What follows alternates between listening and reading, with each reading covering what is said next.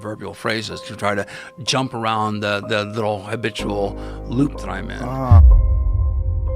But I think this speaks to increasing intelligence, and we all will suffer from some form of dementia, and neuropathy occurs. There is a really wonderful, safe, and legal mushroom to use that leads to neurogenesis, and that's called lion's mane. And lion's mane is a cascading white icicle, edible and choice mushroom. They sell it in the stores. What stores? Well, grocery stores. Really? All over, yeah. Lion's mane, they're called, they have various brand names. One that I love is called Pom Pom Blanc. It looks like pom-poms from cheerleaders. And lion's mane contains a unique group of compounds. Wow, beautiful. Called arenacenes and hericenones. And these regenerate myelin on the axons of nerves. And so this is a mushroom. Kawagishi discovered this in 1994, a Japanese researcher, and he postulated it as a potential preventative or treatment for Alzheimer's, muscular dystrophy, etc. But do you take it? I take it every day. Every day? Every day. You take it in raw form? Or I take it in capsules. So you buy it? Yeah, we have an extensive product line. You do? Yes. How do you get to that? Hostdefense.com. Hostdefense.com.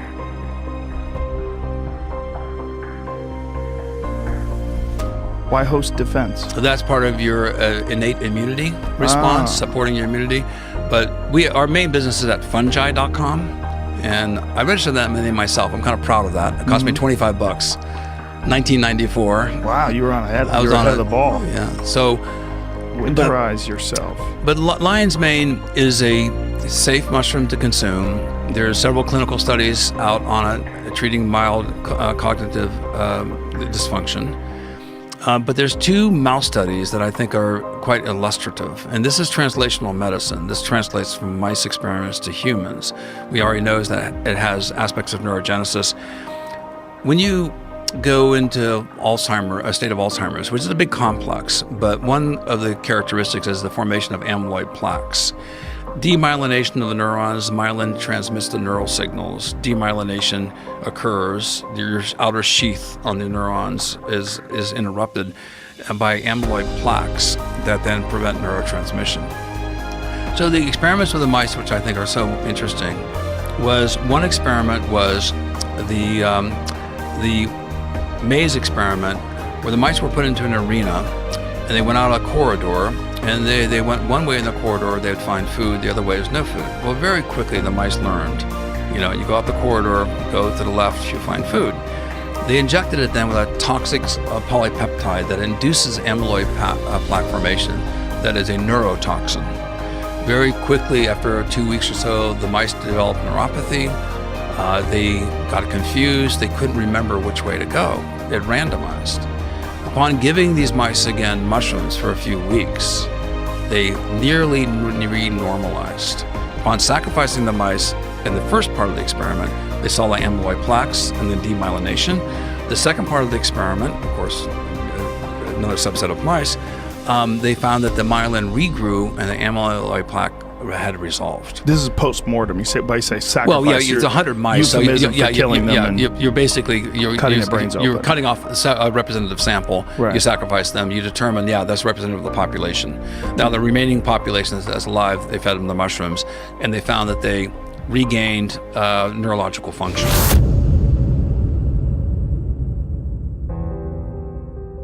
Wow. The other experiment, which I find is even more fun, is, and this was done in Japan, they put like 100 mice in an arena, and they put a toy in the middle of the cage. And all the mice got excited. They came up and sniffed it and smelled it, and they got really excited.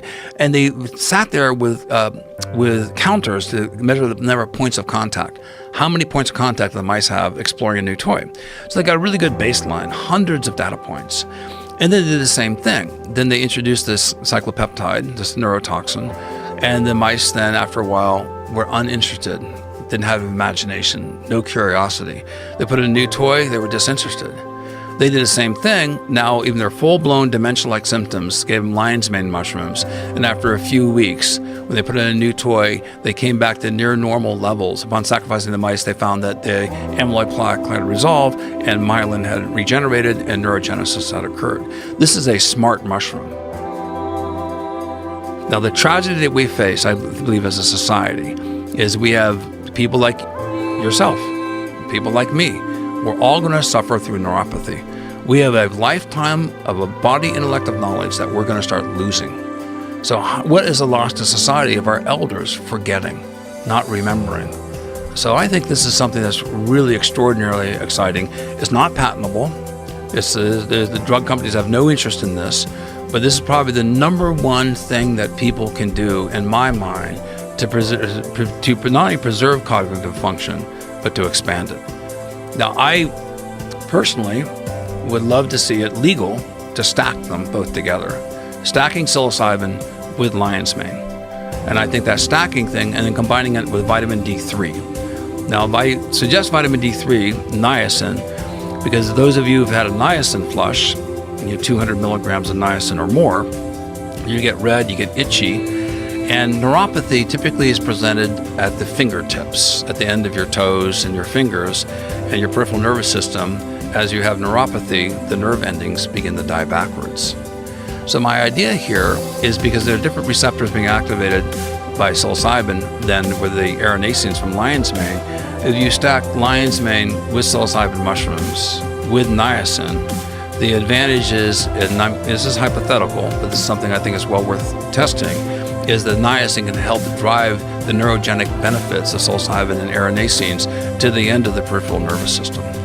So we actually are planning right now a clinical study in Oregon with lion's mane mushrooms. The physicians who've looked at the research, which is robust, are convinced that it's worthy, and they have their own funding. So we're going to do an N of 30 study is what we hope to do, 30 patients, and we hope to begin that study in the next year. It'd be phenomenal to see how that would affect people with CTE, people like football players, boxers, people with across brain the damage. board. Yeah, across the board. Yeah, The benefits, and this is something that when you're depressed, you're not creative, and your immune system is depressed as well. You're psychologically, emotionally depressed, and you're not as creative. When you are happy, you are creative, and your immune system is better. So this could be fundamental to disease mitigation across the board. So there are so many different examples like this where mushrooms need to be advanced to the front stage of consideration by serious scientists, and give up your mycophobia, or even your what I call psilophobia, the irrational fear of psilocybin mushrooms, and look upon these with new eyes, and drop your prejudices and just look at as a serious scientific analysis.